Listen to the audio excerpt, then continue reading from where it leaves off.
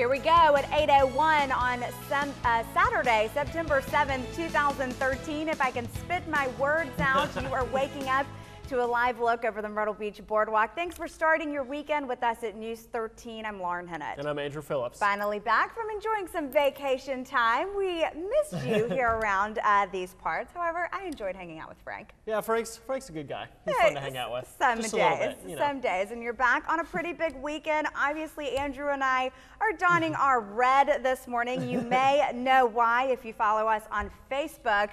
It's going to be a good weather to catch some football. Yeah, it certainly is. Plenty of sunshine out there. Maybe even move the TV out onto the porch or something like that so you can enjoy the best of both worlds. That's a good idea. Maybe do some grilling outside, watch some football outside. I like it. Yeah, going to be a good one for that. All right, we will check in with you in just a few minutes. All right. First up this morning, if you've ever looked through all the test scores and other information that teachers get on students, you know it's a lot. Now, South Carolina teachers and administrators will have a new way to make sense of all the data. The state is about to launch a new online tool they can use, and you can too. News 13's Capitol reporter Robert Kittle explains in this morning's Count on Education report. Frank, thanks. Tourists and locals alike enjoy the Market Common in Myrtle Beach this weekend for the annual Beach Boogie and Barbecue Festival. It's the 8th year for the Labor Day weekend event. It is free, and of course, the more than 75 barbecue restaurants are the main event. You can watch the teams prepare their dishes right now until 11 at the Market Common. Tasting the masterpieces begins at noon. In this morning's Count on Education report, students heading back to one Darlington County school next week can expect clean air and no mold. Heavy rains over the summer. A first of its kind high school is coming to Horry County. St. Elizabeth Ann Seton Catholic High School will open in the fall of 2016 off Carolina Forest Boulevard. You don't have to be Catholic to attend, but that does mean you'll pay higher tuition. The school is for 9th through 12th grade and will graduate its first class in the spring of 2020. Horry County Schools offers a portable classroom and other school items for sale. If you are interested, go to the website on your screen, www.govdeals.com. Search Horry County Schools and choose what you'd like. More information, call 488-6938.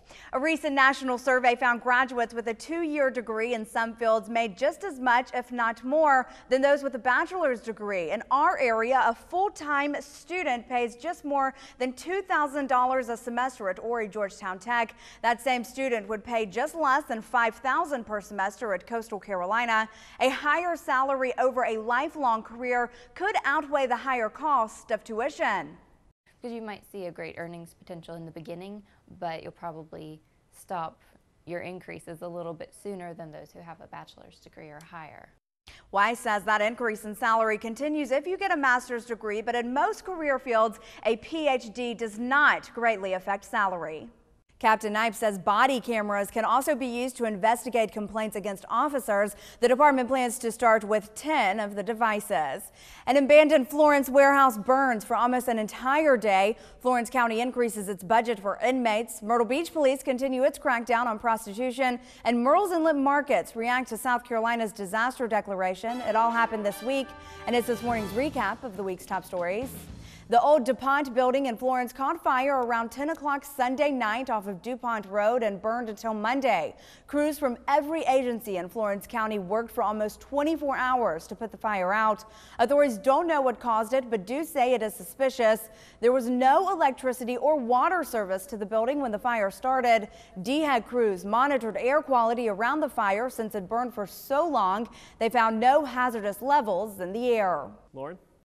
Andrew, thanks. The South Carolina State Attorney General's office and the State Department of Revenue filed a lawsuit to stop the upcoming penny sales tax referendum in Florence County. The county wants voters to approve a new penny tax to replace one for road projects that expires in April. But the suit claims the county can't move forward with a second penny tax referendum because work is not finished on the projects approved under the first one. More on Syria coming up a little later in the show. Moving on, one person is dead after a single car crash in Darlington County. It happened at 12:45 this morning in Lamar. The South Carolina Highway Patrol says a car traveling east on Wyndhamtown Road near US 401 went off the road, overcorrected, and hit a pole. The driver was not wearing a seatbelt. Highway Patrol continues its investigation. On the crime tracker this morning, the Georgetown County Sheriff's Office needs your help finding 2 people wanted in a home invasion and armed robbery. This is one of those suspects. Witnesses say he is 6'2". The Sheriff's Office has not released a sketch of the second suspect. More details on both men at WBTW.com. The Sheriff's Office is looking for this SUV. It is a white 2013 Tahoe with Georgia license plate PHR 2671. The Sheriff's Office says the home invasion happened on Huntington Marsh Road in Murrells Inlet around 3 o'clock yesterday.